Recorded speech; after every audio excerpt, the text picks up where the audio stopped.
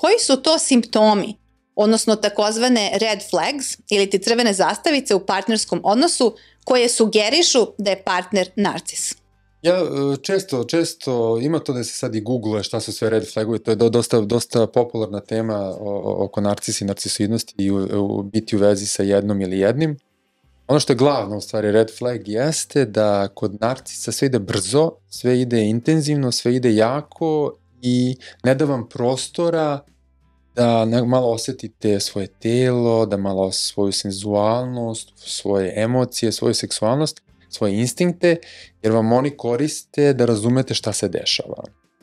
I onda kod njih oni, ajmo odmah u vezu, ajmo odmah da živimo zajedno, ajmo odmah da pravimo planove, idemo na putovanja i vi negde ne stižete da kažete, čekajte malo, ja ovog čoveka, ženu, muškarca ni ne znam. I to je glavni red flag. Šta vi radite? Usporite, malo smo to pisali na papiru, usporite, kažete, čekaj malo, za intimu, bliskost, poverenje, treba vremena, treba da te upoznam, treba da vidim ko si ti, da ti vidiš ko sam ja, da vidimo kako funkcionišemo, pa ajmo polako. Nikako ubrzanje u neki seks, u neke intimne odnose, nego sve polako dok ne vidimo koga imamo stvarno preko puta. Ima jedna stvar velika. Svi mi imamo negde pazite, ego i stvarno te gluposti treba da se svog ega oslobodimo je glupost. Nama ego treba, on je decider, on odlučuje, treba ga ozdraviti. E sad, pošto imamo ego, imamo i svojih sujeta, svih imamo, kada osetimo da smo od nekako narcisa iskorišćeni, prevareni, usled i naših nedostataka, mi to ko kreiramo, nama se negde javi želja, a naravno ako smo i kompetativni, ako smo competitive, hoćemo da se malo i nadmećemo, nama se javi ta želja malo da im vratimo nekako, nešto, malo milo za drago. Ali nemamo šanse. Oni su tu personu razvili od kad su bili mnogo mali. Oni su užasno vešti u tim manipulacijama i ko će koga da tu prevari u toj igri moći. Nemamo. Jedini nam je ključ tom poduhvatu, a i da njih oslobodimo i nas, je da razumemo gde su nama nedostaci i gde u tim nedostacima nemamo dovoljno ljubavi prema sebi. I kada to skontamo, onda smo stvarno u poziciji moći. To je najveća moć sa narcisom, da voliš sebe dovoljno. Kad voliš sebe dovoljno, onda su i oni jadni oslobođeni. Postoje razni vidovi manipulacije u vezama, kao što ste već objasnili. Jedan od možda najpoznatijih načina manipulisanja je svakako bilo verbalno, bilo pismeno i to slanje dvosmislenih poruka.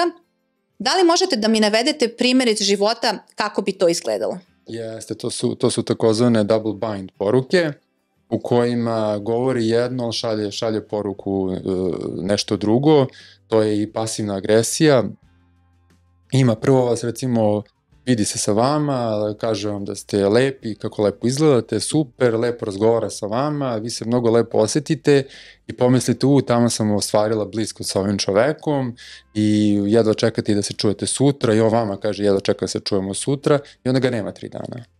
Nema ga 4 dana i vi počete da razmišljate, a što, pa šta sam sad ja loše uradila, mi je pokazao da mu se sviđam, da sam mu privlačna i sad ga odjednom nema, pa počinjete polako da kažete, nije mi poslao poruku danas, pa šta ja sad treba da uradim drugačije, pa ne znate šta ćete mu pošaljete, pa se zabrinete da niste slučajno nešto poslali pogrešno, da slučajno ne poremetite tu njegovu ljubav za vas.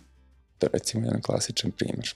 Kada narcis kritikuje svog partnera, da li daje konstruktivne kritike ili su te kritike zlonamerne? Konstruktivna kritika ne, jer konstruktivna kritika u sebi sadrži kada je daš da se ova osoba preko puta tebe oseti podržanom. I to je ono što često ljudi, hoću i to da napomenem o tim tendencijama narcisoidnim, ali često ljudi misle da daju konstruktivne kritike, ali se ona osoba preko puta ne oseti dobro u vezi te kritike. To je recimo jedna od narcisoidnih tendencija u kojoj ova osoba se oseti dobro i ima kontrolu nad drugom.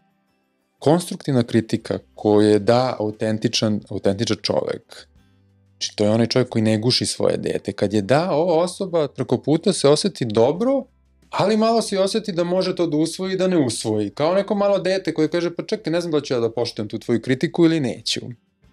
Dok kada narcis daje tu kritiku i kada je vi uzmete, ne shvatajući da je to u stvari neki pokret ka manipulaciji i kontroli, i se osjetiti jako loše. Osjetiti se u stomaku, u telu.